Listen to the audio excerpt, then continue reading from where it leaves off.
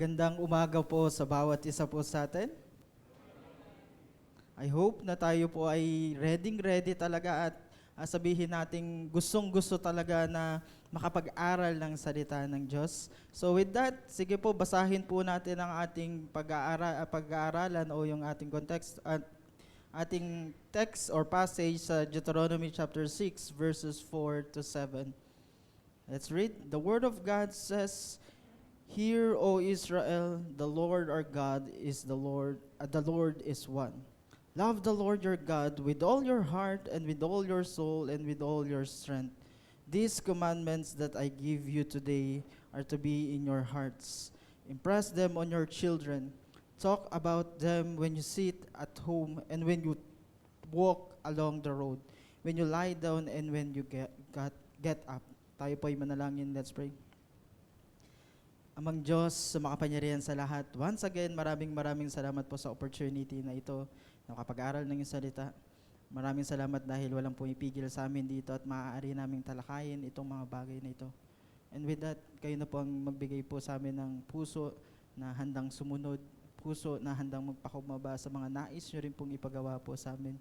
Gabayan nyo po ang bawat isa po sa amin, linisin nyo po ang aming puso, upang maunawaan namin at mapakinggan namin at maisagawa rin namin yung mga bagay na nais nyong ipagawa po sa amin.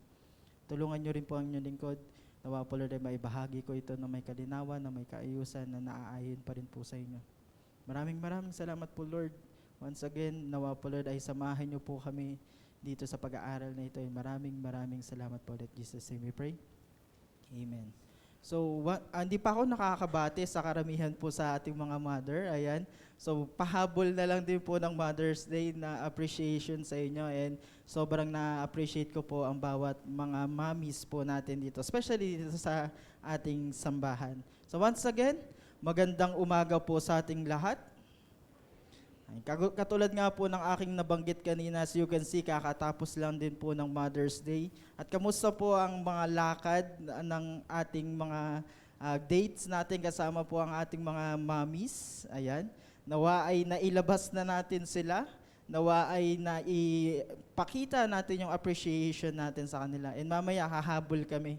Ayan, hindi kami nakapag-celebrate pero mamaya gagawin po namin yun. And possible, ilan po sa atin ay nag-post ng kanilang mga heartfelt na pagbati talaga sa kanilang mga social media.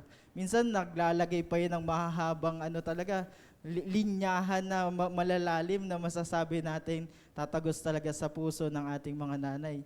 Possible din po nagbigay tayo ng bulaklak o ng kahit iba't ibang klase ng regalo sa ating mga mommies. At possible din po, since ito rin yung lesson dun sa mga kabataan, kasi nandun po ako dun sa junior worship, ang lesson po nila ay magpasalamat sa kanilang magulang. Nawa ay tayo din po bilang adult ay magpasalamat pa rin po sa ating mga nanay. And kung titingnan po natin, talaga namang pinapasalamatan talaga natin ng Diyos para sa ating mga magigiting na magulang. Tama po ba yun? Ayun. Bakit isa lang po ang sumagot? Pinapasalamatan po ba natin ang Panginoon dahil sa ating mga magigiting na magulang? Ayun, marami na. Marami na nag-a-agree. Lalo na po sa ating mga nanay sa ating tahanan na ginagamit po palagi ng Panginoon para lubusang hubugin po ang bawat isa po sa atin sa ating pananampalataya.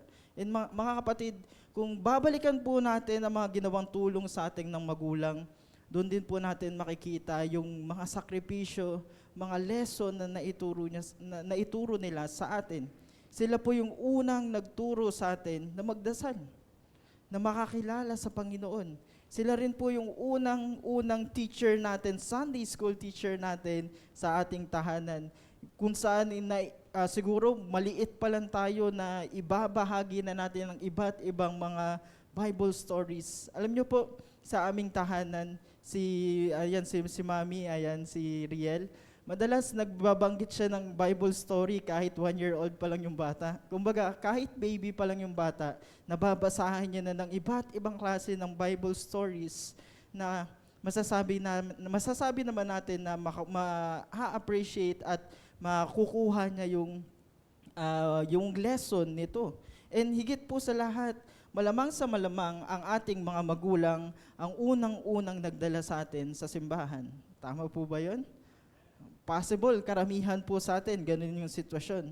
At kung uunawain po natin ang bagay na ito, ang katotohanan na ito, masasabi po nating malaki po talaga ang influence ng mga nanay, o hindi lang po yung mga nanay, yung ang influence ng isang pamilya sa pananampalataya po ng isang tao. Naniniwala po ba tayo doon sa bagay na yon? Ayan, so yung mga sumagot, ayan, for sure na punong-puno talaga ng pagpapala at masasabi natin na init ng pananampalataya na meron sila doon sa loob ng pamilya na meron po sila. Pero ngayon, since tapos na rin po ang selebrasyon ng Mother's Day, ito ang mas mahalagang tanong sa bawat isa po sa atin. Mga kapatid, yung itinuro o naituro din po ba sa atin ng ating mga nanay, ng ating mga magulang, especially patungkol sa sinasabi ng Biblia, especially patungkol sa salita ng Diyos, ay ano na po kaya ang ginagawa natin ngayon doon? Hanggang ngayon po ba, ay masasabi din po natin na ang pananampalataya na meron po tayo ay sa iyo na? O nanghihiram pa rin tayo sa ibang tao? Nanghihiram pa rin tayo sa ating mga magulang? Kasi minsan, in reality dito sa mundo na ginagalawan natin, ang bilis nating ma-appreciate talaga ang iba't ibang mga bagay na nararanasan natin. Kasi ulitin ko po, kasi ito po yung sinasabi sa atin ng mundo na dapat po nating gawin. Ang i-appreciate ang mga bagay sa buhay po natin. And every year, pinagdiriwang po natin ang mga ganitong klase ng araw. May times pa nga na may Father's Day, may Family Day, at kung ano-ano pang mga day sa buhay po natin. Pero, the question is, ano po ang nangyayari sa atin?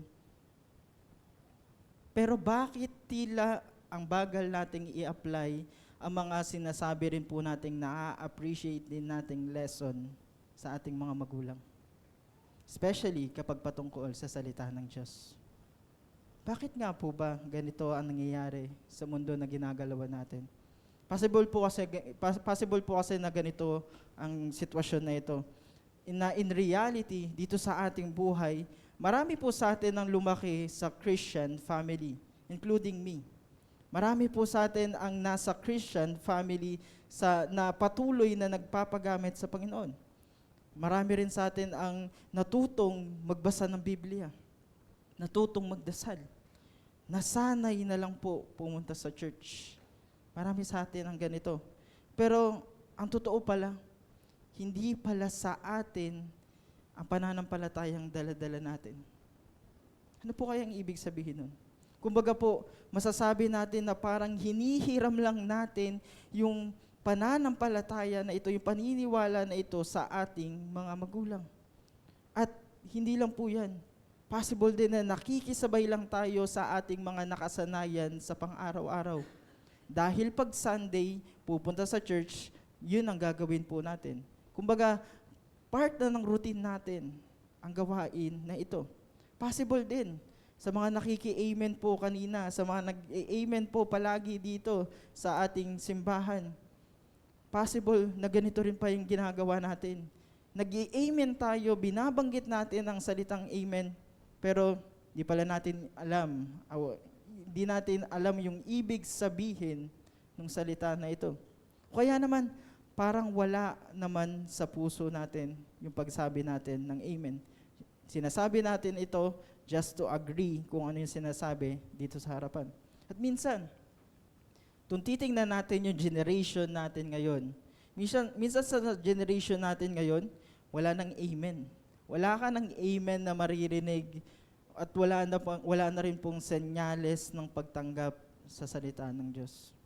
So dito nandito na tayo sa point ng buhay natin na ganito na yung sitwasyon na ating kinakaharap. And this shows na in reality pala ay hindi pa po tayo natutong sumunod. Pinapakita rin po natin na hindi tayo nagiging committed sa ating Panginoon. At higit po sa lahat, hindi po naging totoo yung sinasabi nating pagsuko natin sa Panginoon. Alam niyo po mga kapatid, kapag dumating ang pagsubok sa bawat isa po sa atin, o kaya naman po, what if yung nagdala sa atin dito sa church ay hindi present sa mga oras na ito. Wala na yung nagdala sa atin dito sa simbahan. Kapag ikaw na lang ang mag-isa, ang tanong, gagawin mo po ba lahat ng mga bagay na yun? Doon din po lalabas kasi po yung katotohanan kung ang pananampalataya po ba natin ay hiniram lang natin o talagang atin ito. I hope and pray na atin talaga itong pananampalataya na ito. Mga kapatid, always remember this. Faith can be passed on, but it must be owned. Once again, faith can be passed on. Maibabahagi natin itong pananampalataya natin na natutunan natin. Pwede nating ituro sa kanila, ipakilala sa kanila. Pero this faith must be owned. Yun po yung katotohanan na mismong ang Biblia rin ang nagsasabi sa atin. At dito po sa mga katagang ito, iikot ang mensahe natin ngayong araw na ito. But let me first give a short background to this para mas lalong maunawaan po natin at ma-appreciate natin itong mga salita na ito. Dito po sa ating passage sa Deuteronomy chapter 6, ito po ay bahagi na tinatawag po natin na Shema o isang pinaka-importanteng deklarasyon ng Israel.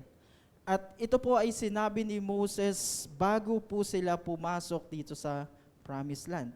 Kumbaga, kung titingnan po natin yung situation na meron sila, yung picture na meron po sila doon, parang sabihin natin, si Moses ang tumatayong spiritual father nila sa pagkakataon na ito. At kumbaga, parang pinapakita rin po dito, o parang sinasabi niya dito, pinapaalalahanan niya ang bawat isa na bago kayo mag-move forward sa iyong buhay, ay siguraduhin niyo munang totoo ang relasyon niyo sa Diyos. Ito po yung paraan na pagsabi ni Moses sa pagkakataon na ito. At beloved, itong mensahe na ito hindi lang po patungkol sa kaalaman na naipasa natin o pinapasa natin sa ating mga susunod na generation. Ito po ay patungkol sa pag-ibig at pagsunod ng bawat isa din po sa atin. At dito po natin makikita ang tatlong katotohanan sa ating passage. So umpisahan po natin sa pinakang unang-una po ito. That true faith begins with a personal love for God. Ito po yung makikita natin sa verses 4 to 5. Once again, it says, "Hear, O Israel, the Lord our God, the Lord is one. Love the Lord your God with all your heart and with all your soul and with all your strength." Pansinin po natin ang mga kataga na isulat dito. Itong passage na ito. Ang sabi po dito, ito po ay makikita natin na tayo po ay inuutusan. Ang utos po dito ay hindi po para sa buong lipi ng Israel. Bagamat binanggit dito ang Israel, pero hindi po ito tumutukoy para lang sa buong Israel, lipi ng Israel. Sabi nga po sa verse 4, "O Israel." Hindi rin po ito para sa bawat pamilya na meron po o na kinabibilangan nila during that time. Kundi, kung papansinin nyo dito sa verse 5, malinaw na sinasabi dito, ito po ay personal na utos sa bawat isa po sa atin. Personal na utos po yung inilalahad sa atin sa passage na ito. Ano po yung sabi po sa ating passage? It says, "Your God." Love the Lord your God.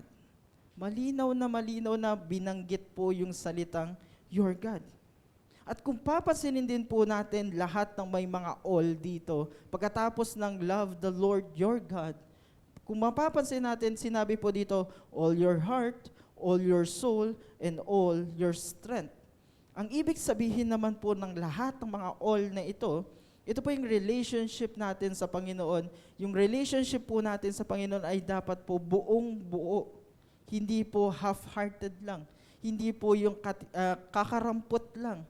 Hindi po yung natitirang pag-ibig lang natin, natitirang strength lang natin, o kumbaga tira-tira na lang ang ibibigay natin sa Panginoon. Hindi po ito yung sinasabi dito sa salita ng Diyos. Malinaw na sinasabi po dito, all your heart, all your strength, all your soul. Lahat po. So sa madaling salita, kung titingnan po natin dito, ay wala pong half-hearted na Christianity. Malinaw po ang disenyo ng Panginoon. Kung tayo ay mananampalataya sa ating Panginoon, dapat ito po'y buong-buo sa atin. Buong-buong pagkatao po natin. At pag pinagsama po natin yung dalawang salita na ating pinag-aralan ngayong sa pagkakataon na ito, this simply tells us that our personal relationship to God must be grounded and complete. Personal relationship must be grounded and complete. Hindi po sapat na naandyan ka lang, nakaupo, a-attend, tapos uuwi. Hindi tayo mga taga-Zimbabwe. Sisimba, uuwi, tapos. Next week ulit. See you next week, see you Sunday. Pero sisimba, uupo, aalis. Hindi po ganito yung disenyo ng Panginoon sa atin. Dapat po, ano sinabi po dito sa passage natin, buong-buong tayo dito sa relationship na ito. Dahil ang relasyong tapat ay kailanman hindi rin po nagkukulang. That is why it is, sabihin natin, good or sabihin natin better na best pala, mas magandang term yon, best, na lahat na buong-buo talaga tayo. Yun ang ibigay natin sa ating Panginoon. Kasi mga kapatid, pwede palang mangyari na kilala natin ng Diyos dahil sa magulang na meron tayo. Dahil sa ibang tao, nakilala natin kung sino ang ating Panginoon. Pero darating at darating ang panahon sa buhay po natin na kailangang makilala rin po natin ang Panginoon sa sarili po natin ng mas personal. Yun po ang nais ng Panginoon na gawin po ng bawat isa po sa atin. Ibig sabihin po nitong bagay na ito, itong katotohanan na ito, na may point sa buhay ng bawat isa po sa atin na hindi na pwedeng iba pa rin po ang sasandalan natin sa ating buhay. Na sasandalan natin hanggang sa katapusan ng ating buhay. Nakaasa tayo sa ating magulang. Nakaasa tayo sa ating mga nanay, sa ating mga tatay, sa ating mga spiritual parent. Nakaasa tayo sa bagay na yun. Once again, ang relationship na ito it is between God and us. It is between you and God. Mas personal po dapat yung approach natin dito sa relationship na ito. Kailangan po dito na tayo na, o ikaw na mismo ang dapat na magdesisyon sa personal na relationship din po natin sa ating Panginoon. Hindi po magdedesisyon ang magulang po natin para sa atin. Hindi po magdedesisyon ang ibang tao para sa atin. Para sa relasyon natin sa Panginoon. Parang ang labo po kung titingnan po natin kung iaasa natin ito sa ibang tao. Relasyon ko sa Panginoon ay inasa ko sa iba. Kumbaga, kung titingnan natin itong katotohanan na ito, para po itong pagkain. Parang pagkain lang po itong katotohanan na ito. Hindi pwedeng sabihin natin na, ayoko nang kumain, busog na ako kasi kumain na si mama. Parang imposible naman po mangyari yun. No? Nabusog ka dahil kumain ang iyong magulang. You see, kahit gaano kasarap yung ulam na yan, kahit lechon pa yan, o kahit kung ano mang favorite na pagkain natin, kung hindi ikaw ang kakain, kung hindi ka kakain, gutom ka pa rin. In relation to our faith, sa ating pananampalataya, hindi pwedeng habang buhay na umasa tayo sa relasyon ng ibang tao. Hindi pwedeng sabihin po natin, malapit ako sa Diyos, Christian ako, ligtas na ako dahil sa aking magulang. Kasi malapit ang aking magulang sa aking Panginoon, sa Panginoon na binabanggit nyo. parang contradicting yung sinasabi po natin. At parang masasabi natin na parang hindi naman yata tama yun, na inasa po natin ang ating pananampalataya, ang ating relasyon sa ibang tao. Mga kapatid, ito po ang realidad na dapat nating makita po. Hindi po transferable ang kaligtasan. At mas lalong hindi po transferable ang relationship natin sa ating Panginoon. Pwede natin siya maituro, pero yung decision na ito ay para sa ating lamang. Personal po yung decision na gagawin po natin. Pansinin po natin kapag nagbabahagi tayo ng mabuting balita. Di ba po, lagi nating sinasabi sa kanila na ito po ay personal na dapat po pag-isipan nila. Hindi po tayo yung nagbahagi ng mabuting balita, then tayo rin yung magdidesisyon para sa kanila. Hindi po ganun yung disenyo ng ating Panginoon. Tingnan po natin itong halimbawa na ito sa buhay ni Timothy. Sino nga ba si Timothy? Isang napakagaling na sabihin nating leader din po during that time, sa panahon ng Biblia. Si Timothy po ay may nanay na nagtuturo sa kanya, which is si Eunice nga po. At hindi lang po yun, meron din po siyang lola na siyang gumagabay sa kanya, which is si Lois naman po. Kumbaga, dito sa buhay ni Timothy, may babaeng o mga taong tunay na mananampalataya na humuhubog sa kanyang pananampalataya. Pero dito po sa buhay ni Timothy, sa kwento na meron po si Timothy, hindi sinabi ni Apostle Pablo na, Timothy, na-appreciate kita sa iyong pananampalataya kasi may faith yung family mo. May faith yung nanay mo, may faith yung lola mo. Hindi naman ganito yung binabanggit dito sa Biblia. Ang sabi po ni Apostle Pablo, I am reminded of your sincere faith. Once again, I am reminded of your sincere faith. Your faith, sincere faith, sariling pananampalataya po. Yun po yung napakalino na sinasabi dito sa kwento sa buhay ni Timothy. Hindi po siya nakilala dahil lang sa parents na meron po siya.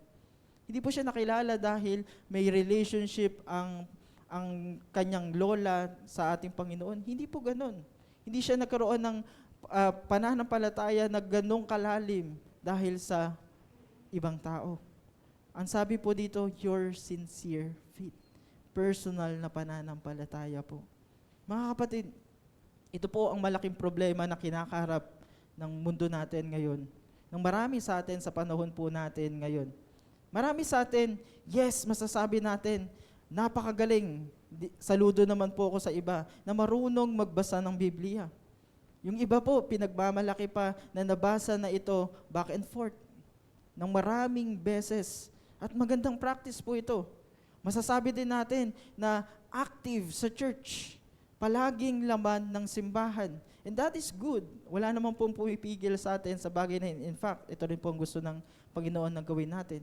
Pero, sadly to say, may iba rin po sa atin na kahit ganito po ang sitwasyon nila, marunong magbasa ng Biblia, marunong magdasal, active sa church, pero walang personal na relationship sa ating Panginoong Diyos.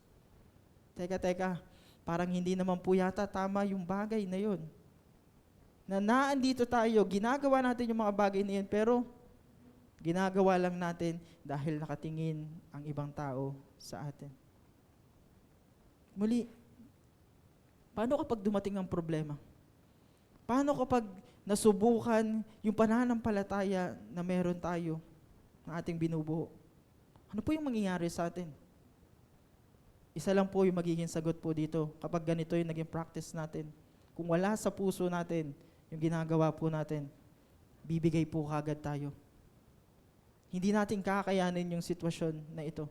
Bakit po? Kasi una sa lahat, hindi din po sa kanila yung pananampalataya na yun. Nakasanayan lang po nila ito. Ginaya lang din nila ito sa iba. Dahil ito yung nakikita ko sa aking parent, pwede kong gawin to. Pwede kong gayahin to. Pero wala sa puso ko. At mga worse pa dito, Sa ganitong paraan ay pinapakita po natin na itinatayo nila ang kanilang pananampalataya sa buhangin. Kamangmangan po ang bagay na ito.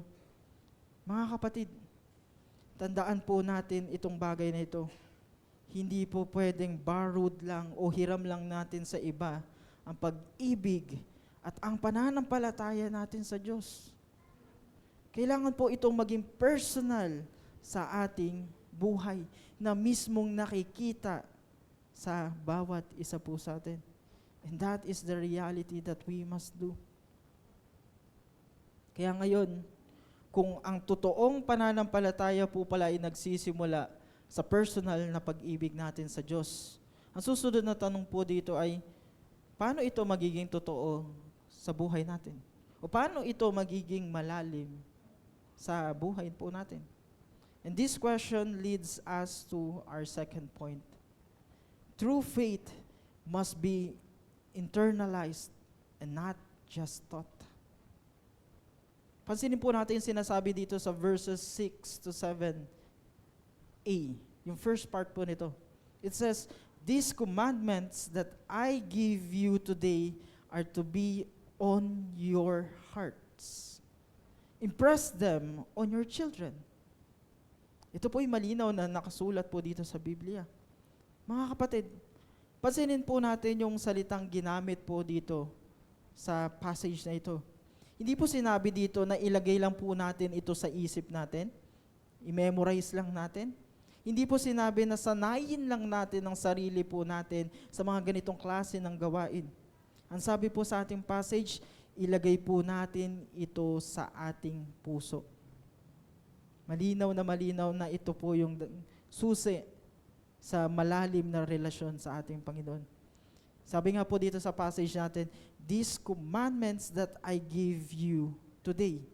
Ano po yung commandments na to? Which is to love the Lord your God. Ano po yung dapat natin gawin? Are to be on your hearts. Mga kapatid, dito po natin makikita na napakalaki po ang pagkakaiba ng alam lang natin ang salita, nabasa lang natin, nakita lang natin ang salita, sa inangkin po natin ito, isinapuso po natin itong sa ating buhay. Pwede po kasi na mangyari na marunong tayo mag-quote ng Bible verse.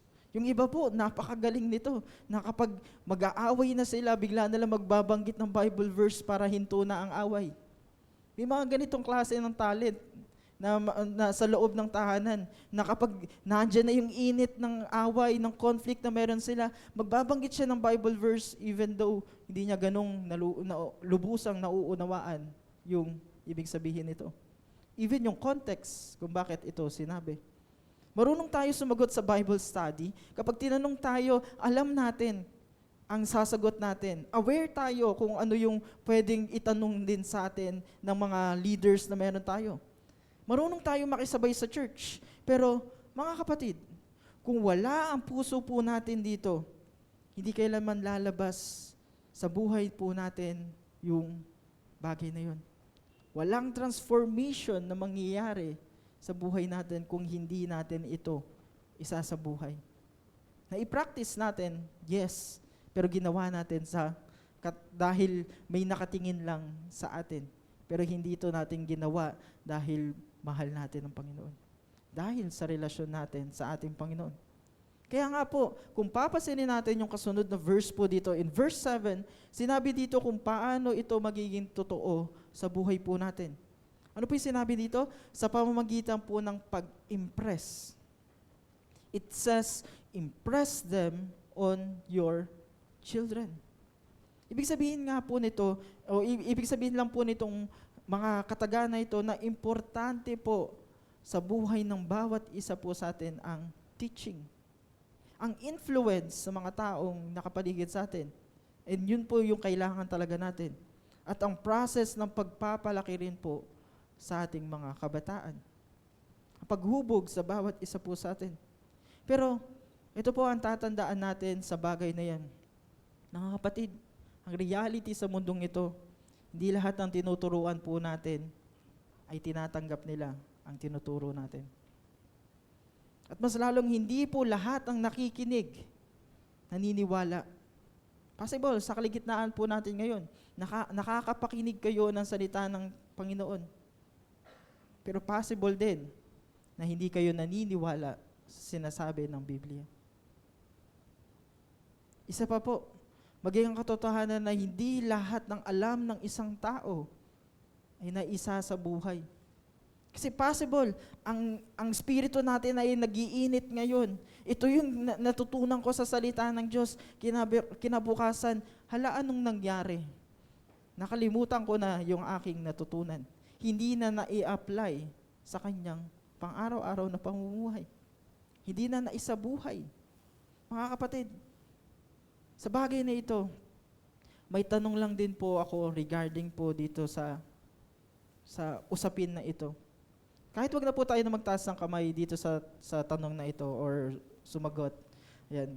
So, ang tanong po, ilan po sa atin ang lumaki na sa church? Pag-isipan po natin. Ilan po sa atin ang lumaki na sa church? Pero, may kilala po ba tayong lumaki rin sa church, pero ngayon, wala na? Pero ngayon, malayo na ang kanyang buhay. Ang buhay niya ngayon ay malayo na sa disenyo ng ating Panginoon. Meron po ba tayong kilalang ganitong tao? Ang tanong, bakit po kaya ito nangyari?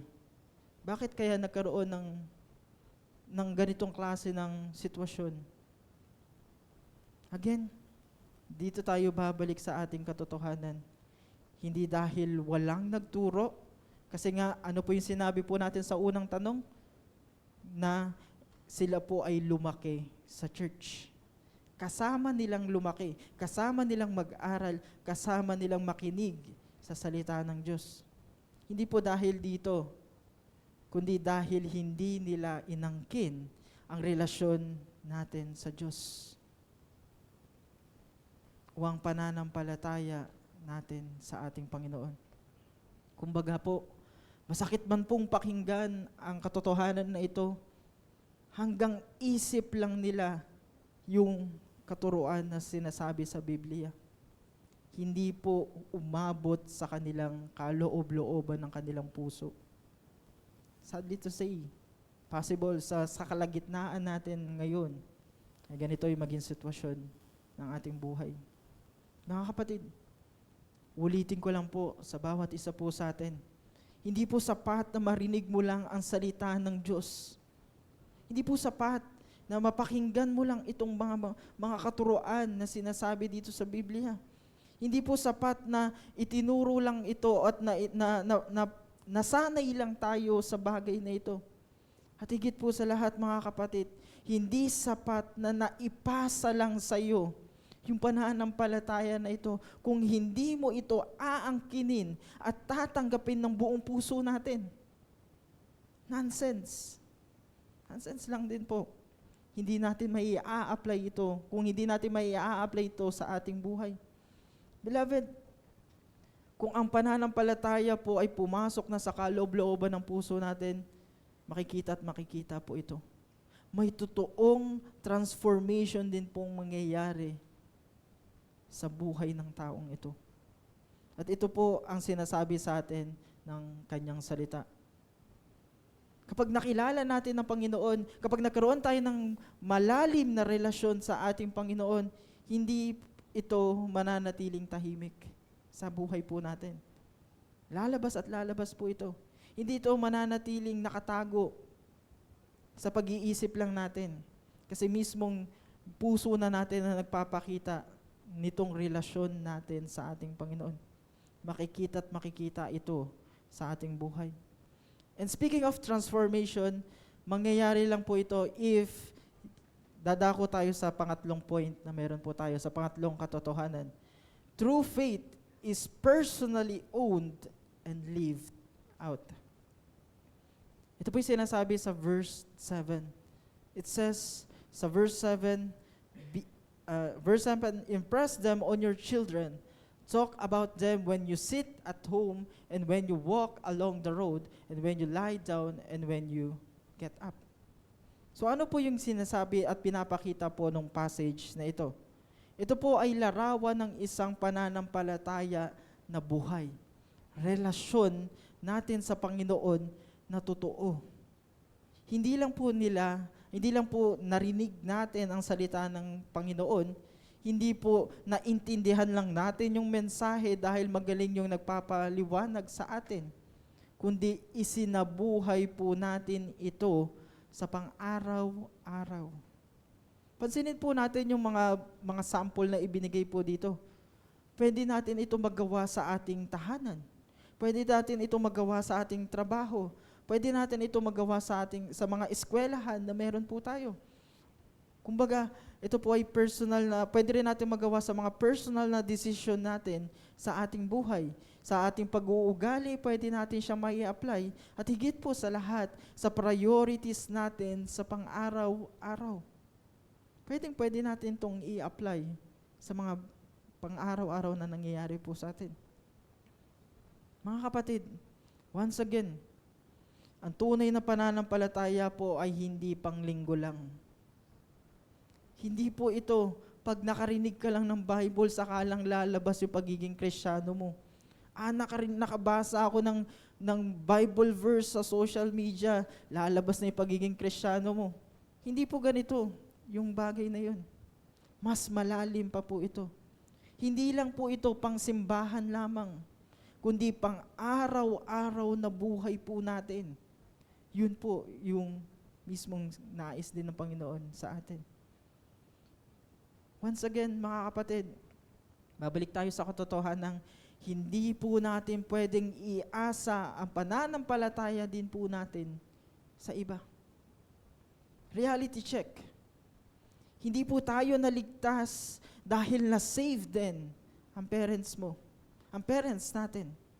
Hindi ka magiging close sa ating Panginoon dahil sa ating mga pastor, dahil sa mga pastor lamang natin, o sa mga leader lamang natin. At hindi ito mas lalong hindi lang dahil sa church. Kung babalikan po natin, ito po ay may personal na pananagutan, personal na action sa part po natin. Kumbaga po, kung titingnan po natin ito, para rin po itong wifi at data ng parents din po natin. Ayun po, ano po meron madalas nangyayari o sitwasyon pag pinag-usapan natin ang wifi at data? Masasabi natin, may internet tayo kasi may internet ang magulang mo. Nakikonnect ka sa cellphone na meron siya. Beloved, hindi pwede yan. Kung titingnan po natin, kailangan mo ng sariling connection. Paano kung umalis ang iyong magulang? Nasaan na yung internet mo? Nawala na rin? Paano kung pumunta siya, nawalan siya ng connection? Ikaw din ba mawawalan ng connection? Parang hindi po tama yung bagay na yun sa totoo lang. Dahil hindi sa lahat ng pagkakataon ay makakakonect tayo sa data ng parents natin. Paano kung pag nawalan na siya ng data? Wala na siyang pambayad. Ayan, kanino siya maniningil? Sa'yo din. Di ba? Malamang sa'yo rin po maniningil. Kumbaga, dito makikita natin, minsan, mag-effort din tayo. Pwede naman pong magpa-load din po tayo. Punta lang tayo sa tindahan at magpa-load tayo. Pwede natin gawin itong bagay na ito. And mga kapatid, ganun din naman po sa pananampalataya na meron po tayo. Definitely, hindi po transferable ang relationship natin sa ating Panginoon. Na once na parte ka ng pamilya na may pananampalataya sa Panginoon, ikaw din ay connected. Ikaw na rin ay nakasagap nito. Hindi po ganito yung katotohanan dito sa bagay na yun. Kailangan po ng bawat isa po sa atin ay sariling pagsuko, sariling pananampalataya, at sariling malalim na relasyon din po sa ating Panginoon. Brothers and sisters, sa muling pagdating ng ating Panginoon, kapag humarap po ba tayo sa ating Panginoon, dito po sa pagharap natin sa Kanya, dito makikita natin na ikaw na lang yon at ang ating Panginoong Diyos. At sa araw na yon, lalabas din kung ang pananampalataya po ba natin ay hiniram lang natin o talagang iyo. Pero the question is, Dapat pa po ba nating hintayin na dumating ang ating Panginoon? Bago tayo magkaroon ng personal na relasyon sa atin, Panginoon. Dapat pa po ba nating hintayin na magunaw yung mundong ito? Na magkaroon ng mga hindi magandang bagay sa atin. Magkaroon tayo ng napakalubhang sakit para na lang magkaroon ng personal na relasyon sa Panginoon. Matanggal sa trabaho. Kailangan pa bang mangyari ang mga negative na bagay na yun? Beloved, no more borrowed faith. This time, make it yours. Pwede po ba yun? Kaya po ba natin ito? Na personalize yung ating pananampalataya sa ating Panginoon. In conclusion, mga kapatid, napakagandang bagay po na may taong ginagamit ng Diyos para maimpluwensyahan po tayo, para turuan tayo, para gabayan tayo. Napakaganda po yan at na-appreciate po natin yan sa mga nanay po natin, sa mga tatay po natin, sa mga spiritual parents po natin dito sa simbahan. Pero in reality, hindi po sapat iyon kung doon lang tayo nakaasa. Ang kailangan po ng bawat isa po sa atin ay personal na relasyon sa ating Panginoon. Personal encounter sa ating Panginoon. Because once again, faith can be passed on, but it must be owned. Yun po yung realidad na dapat po nating tingnan sa ating sarili at tandaan sa ating sarili. Kaya ngayon po, huwag tayong pabanjing-banjing lang, papetiks-petiks lang. Seryosohin po natin itong pananampalataya na ating sinasabi, itong relasyon din natin sa ating Panginoon. Seryosohin po natin ito. Tanungin po natin ang ating mga sarili. Mga kapatid, ako ba ay transformed o trained lang dito sa church? Ako ba ay may totoong relasyon sa Diyos o nakikisabay lang ako sa mga taong nakapaligid sa akin? Nakikisang-ayon lang ako dahil pinilit ako ni nanay, ni tatay, at ng ibang tao. At kung aminado naman tayo na hanggang ngayon ay nananatiling hiram lang natin ang pananampalataya na ito o yung pananaw na ito, yung katuruan na ito, kapatid, wag mo nang itong ipasawalang bahala. Prompting din yan. Paraan din yan para sabihin ng Panginoon sa iyo, sa bawat isa sa atin, magkaroon ka ng relasyon sa Kanya. O even wag po natin itong i-delay. Wait natin kapag mag-isa na lang ako. Wait natin kapag wala na ako sa poder ng aking magulang. Hindi po, wag natin i-delay. Pagkakataon mo na yang magkaroon ng malalim na relasyon sa Kanya, sa ating Panginoon. Gawin mo na ngayon na mismo. Ngayong araw po na ito, we must claim na tapos na ang borrowed faith sa ating buhay. At simula din po ngayon, ay aangkinin mo na, aangkinin na ng bawat isa po sa atin at seseryosohin na rin po natin ang pananampalatayang ito, ang relasyon na ito na dapat na gawin natin sa ating Panginoon. At yayakapin na rin po natin ito ng buong puso natin. Hindi ng tira-tira lang natin, hindi lang mga kakarampot lang na porsyento, kundi buong puso po natin yayakapin ang relasyon na ito.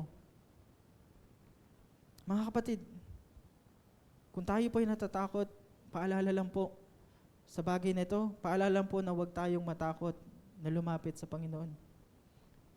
Kung tayo ay nakagawa ng pagkakasala, minsan ang sinasabi nila, natatakot silang lumapit sa Panginoon at magkaroon ng relationship sa Panginoon. Hihintayin muna nilang mawala ito. Pero hindi po. Huwag po tayong matakot. Lumapit kagad tayo at magkaroon po tayo ng malalim na relasyon sa Kanya, sa ating Panginoon. Makipag-usap din po tayo. Palagi ang magdasal, magbasa ng Biblia, umattend sa mga ganitong klase ng gawain ng buong puso po natin. Hindi napilit lang ng iba. At higit po sa lahat, ibigay din po natin ang buong tayo. Isuko po natin. Bitawan natin yung manibela. At hayaan po natin ang Panginoon ang magkontrol ng buhay po natin. Sabihin po natin sa ating sarili, Lord, this time, I claim it, hindi na po ito borrowed faith sa akin na itong pananampalataya na ito. Dahil once again, faith can be passed on, but it must be personally owned. Tayo po ay manalangin. Let's pray. Amang Diyos, sa makapangyarihan sa lahat, maraming salamat sa reminder na ito. Nawa po, Lord, sa lahat ng dako ng buhay namin, ay mas lalo kaming mauhaw sa presensya nyo, mauhaw sa relasyon at pag-ibig na ibinibigay nyo rin po sa amin. Nawa po, Lord, this time, sa pagkakataon na ito ng aming buhay, kung meron man po sa amin nakakaramdam na feeling nila ay hiram lang nila yung pananampalataya na ito. Nawa po, this time, magawa nilang maging mas personal, maging active personally sa pagkakaroon ng relasyon sa inyo. Pag-aaral ng salita ng Diyos, pagdarasal, pagdi-devotion, pag-attend sa mga ministries, sa lahat ng mga bagay na maaaring makilala po namin kayo. Nawa po, Lord, magkaroon kami ng uhaw na laging hanapin ang presensya nyo, na laging alamin kung ano yung mga nais nyong ipagawa po sa amin. At Lord, hindi namin ito magagawa ng basta-basta kung wala po kayo. Kaya Lord, samahan nyo po kami, tulungan nyo po kami sa bagay na ito. Nawa po, Lord, magawa namin ito ng buong puso namin, ng buong buhay po namin, ng buong kami po. Nawa po, Lord, itong mga lesson na aming natutunan, itong salita nyo po ay hindi lang po tumatak sa isip namin, kundi may impress din po namin dito sa puso po namin, sa kaloob-looban ng puso namin. Nawa po, Lord, ito ay maitanim namin na parang buto na unti-unti rin pong lumalago sa pagtagal at sa pagkakaroon ng relasyon namin sa inyo. Maraming salamat po once again dito sa inyong salita at gabayan niyo po kami. Maraming salamat po ulit. In Jesus' name we pray. Amen.